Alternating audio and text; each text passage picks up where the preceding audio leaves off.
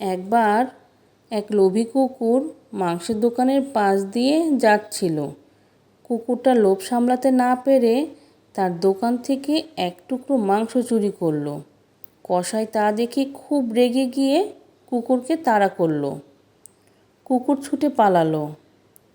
অনেকটা যাওয়ার পর সে ছোট একটা নদীর কাছে এসে পৌঁছলো। নদীর উপর সেতু।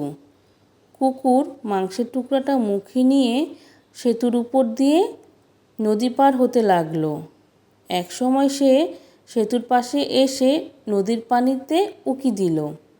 সে সময় নদীর পানি পরিষ্কার ছিল। তখন সে নিজের ছবি দেখতে পেল। সে ভাবল তার মতো আরেকটি কুকুর মাংস মুখে তার দিকে তাকিয়ে আছে। তখন তার সেই মাংসের টুকরোটাও পাওয়ার জন্য তার খুব লোভ হলো। যখন সে ঘেউ ঘেউ করে ওই কুকুরটাকে তাড়া করতে গেল, অমনি তার মুখ থেকে মাংসের টুকরাটা জলে পড়ে গেল।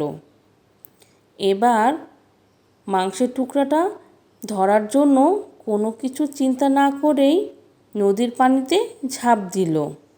আর সঙ্গে সঙ্গে পানির স্রোত তাকে ভাসিয়ে নিয়ে গেল।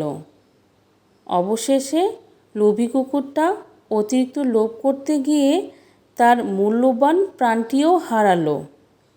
গল্পের নীতিকথা: লোভে পাপ, পাপে মৃত্যু।